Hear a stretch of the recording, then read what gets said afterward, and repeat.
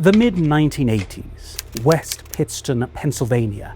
A family says a demon moved in and it didn't come alone. Beds levitate, doors slam, a black shape crosses the kitchen, and at 3 a.m. the walls answer in knocks of 3. Hi, I'm James Deverell and welcome to THS Case Files. In this, my very first video on this channel, I'm exploring the true story behind The Conjuring, The Last Rites, also known as the Smurl Haunting. Since the launch of the first Conjuring movie, I've been a huge fan of the franchise. As a horror fan, the stories of the most famous paranormal investigators instantly had me hooked. The latest installment and final movie centered around Ed and Lorraine Warren, The Conjuring, The Last Rites, was, to me, a very enjoyable film despite its criticisms. Over the years, the depiction of this real-life couple, portrayed excellently by Vera Farmiga and Patrick Wilson, made me feel like I was part of their family. I never thought I'd call a horror movie sweet, but with this being the last one and how they wrapped everything up, I left the theatre with a strange sense of warmth because of its bittersweet ending. This romanticised view of the Warrens in the movies does, however, disappoint when you actually dive into the truth about them, as we shall discover when we look at this case. The Smurls moved into a split-level duplex in West Pittston, Pennsylvania. At first, life is ordinary. Kids' laughter spilling from the kitchen, football games humming on the TV, the smell of Sunday pot roast drifting upstairs. But soon enough, the ordinary begins to unravel. It starts small, an odd stain creeping across a freshly painted wall, and then at night a faint tapping, like knuckles drumming from inside the plaster. The sound you tell yourself must be pipes, until it answers you back. Tapping becomes thuds, thuds become pounding, and disembodied footsteps travel through empty rooms. Toilets flush on their own. A newly purchased television, unplugged, bursts into flames. Always around 3 a.m., the walls speak with 3 deliberate knocks. One night in 1985, during their daughter Heather's confirmation party, the family gathered in the living room when a ceiling light above them began to sway. Without warning, it snapped from its fixture and crashed into the carpet at their feet, glass everywhere. No one was near it. Another time, while Janet folded laundry upstairs, the house went deathly silent. The dog, usually snoring in the hallway, rose into the air as if something unseen had lifted it by the ribs and was hurled against the wall. The animal yelped and then bolted under the bed, refusing to come out for hours. Jack began to feel it personally. In bed one night, he awoke to find the mattress shaking beneath him. He reached for the rosary on his nightstand, started to pray, and the bed lifted. A moment of weightlessness, then a violent drop that knocked the wind out of him. He swore he heard a laugh, low, wet, definitely not human. The claims only escalate. Scratches on skin, growls in the walls, objects flying without warning. And then the most disturbing, the physical attacks. The family says something inhuman was targeting them, and it wanted them gone. By early 1986, the Smurls were at the end of their rope. They had asked their parish priest for help.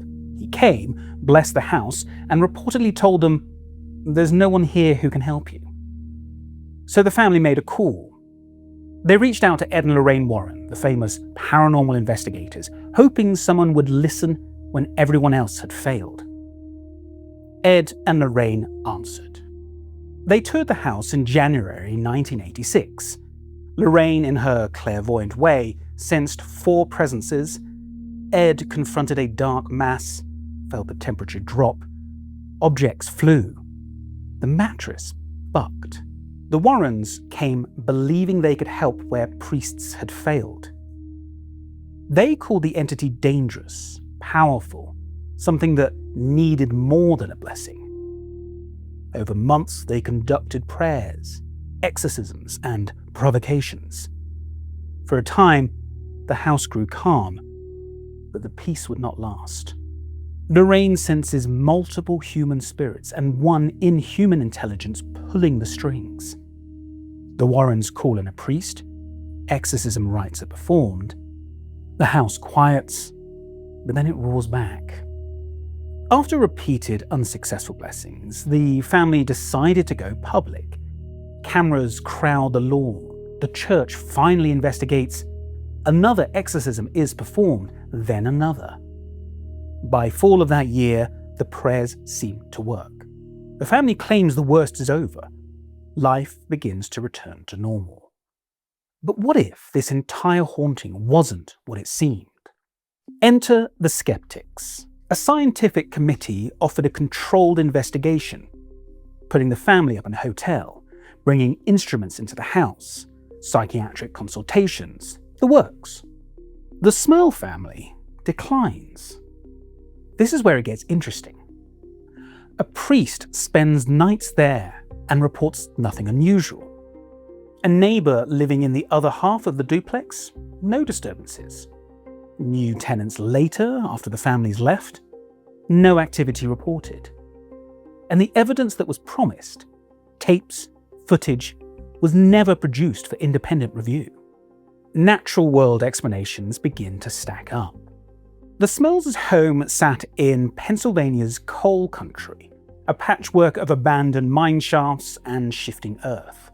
Locals said you could sometimes hear the ground itself creak under the streets.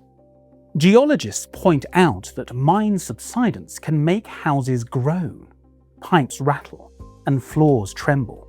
Exactly the sort of thudding that Smurls swore came from the walls. In a century-old duplex, even air pockets shifting underground can echo like a knock from inside the plaster. And then there's the smell. That foul metallic stench of rot the family described, the kind that filled entire rooms. Engineers said it could come from a cracked sewer pipe or a leaking vent stack. And what about the human element?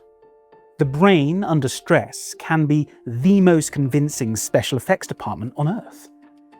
Between Jack's past medical issues, including surgery for fluid on the brain, and the family's mounting anxiety, psychologists suggest the perfect storm for misperception. Nightmares, sleep paralysis, even mass suggestion within a close family can make shadows feel sentient. So when you stack it all together, unstable ground, bad pipes, stress, sleep deprivation, it paints a different kind of haunting. One built not on possession, but on pressure. If your demon happens to smell like a sewer line, maybe you should be calling a plumber before a priest. Then again, demons are often said to smell of sulfur. And then there's the couple at the centre. Ed and Lorraine Warren, pop culture's bravest demon fighters, are adored by believers and dismissed by skeptics. Supporters say the Warrens were devout and courageous, helping families when no one else would. Critics say they had no formal scientific training, plenty of confirmation bias, and big incentives to sensationalize. Lectures, books, film deals. Famous cases linked to them have faced serious credibility challenges. To some, that pattern taints the Smurl story. To others, it explains why victims went public. Nobody listens until the cameras roll. So, are the Warrens righteous warriors or master storytellers? In the Smurl file, that answer changes depending on where you stand. The family moves, reports fade, the house returns to ordinary. The story doesn't.